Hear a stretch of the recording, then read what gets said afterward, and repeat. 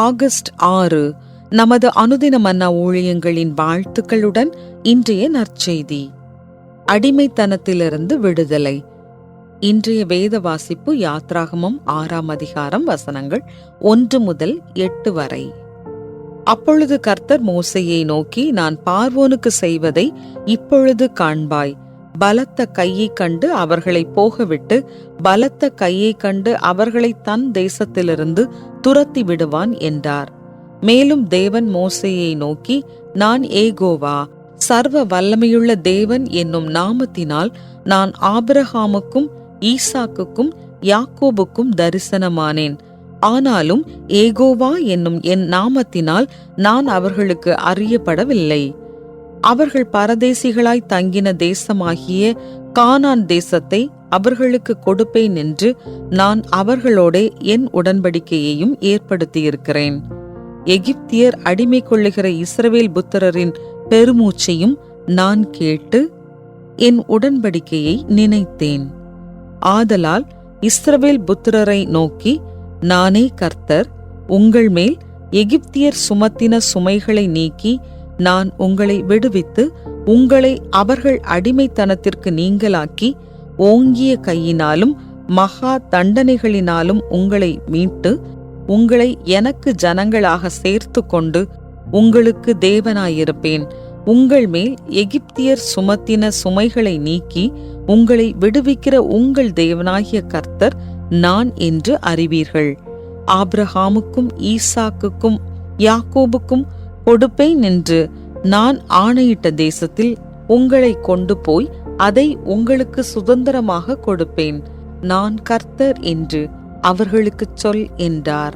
குறிப்பு வசனம்: நான் உங்களை விடுவித்து உங்களை அவர்கள் அடிமைத்தனத்திற்கு நீங்களாக்கி.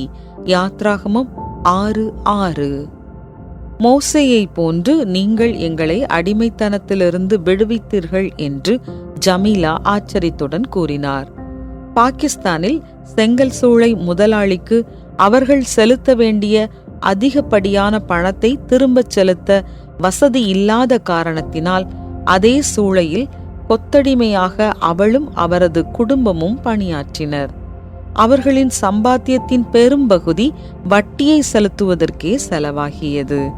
அவர்களின் கடன் தொகையை ஒரு தொண்டு நிறுவனத்தின் மூலம் பரிசாக பெற்றபோது அவர்கள் நிம்மதி பெருமூச்சு விட்டனர்.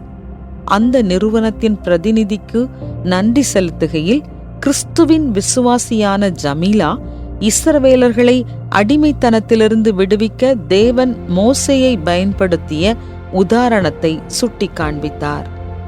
இஸ்ரவேலர்கள் நூற்றுக்கணக்கான ஆண்டுகளாக எகிப்தியர்களால் ஒடுக்கப்பட்டனர். கடுமையான சூழ்நிலையில் உழைத்தனர். தேவனிடம் உதவி கேட்டு மன்றாடினர். ஆனால் அவர்களது பணிச்சுமை அதிகரித்தது. ஏனெனில் புதிய பார்வோன் செங்கற்கள் செய்வது மட்டுமல்லாது அவற்றை சுடுவதற்கு தேவையான வைக்கோலை சேகரிக்கவும் அவர்களை கட்டாயப்படுத்தினான். இஸ்ரவேலர்கள் தேவனை நோக்கி கூக்குரலிட்ட போது தேவன் அவர்களுடைய தேவனாய் இருக்கும் உடன்படிக்கையை அவர்களுக்கு நினைவுபடுத்தினார். இனி அவர்கள் அடிமைகளாக இருக்க மாட்டார்கள். ஏனென்றால் தேவன் அவர்களை ஓங்கிய கையினால் மீட்பதாக வாக்கு பண்ணுகிறார். தேவனுடைய வழிநடத்துதலின் பேரில் மோசே இஸ்ரவேலர்களை எகிப்திலிருந்து விடுவித்தார். இன்றும் சிலுவையில் தன்னுடைய குமாரனாகிய இயேசு கிறிஸ்துவின் விரிந்த கரத்தினால் தேவன் நம்மை மீட்கிறார்.